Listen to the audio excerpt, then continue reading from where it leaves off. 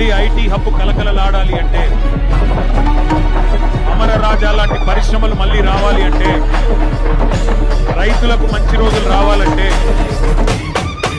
మా ఆడబిడ్డల ముఖంలో మళ్ళీ చిరునవ్వు వెలగాలి అంటే మళ్ళొక్కసారి కేసీఆర్ రావాలి అని గుర్తుపెట్టుకోండి. ఈసారి తప్పు చేయొద్దు, ఈసారి ఏమరుపాటొద్దు. ఎవరు నిలబడ్డా ఒకటే గుర్తుపెట్టుకోవాలి, మళ్ళా గులాబీ జెండా ఎగిరి కేసీఆర్ గారు మళ్ళీ వస్తేనే పాలమూరు రంగారెడ్డి ఎత్తిపోతల పథకంలో భాగంగా మన పొలాలకు నీళ్లు వస్తాయి.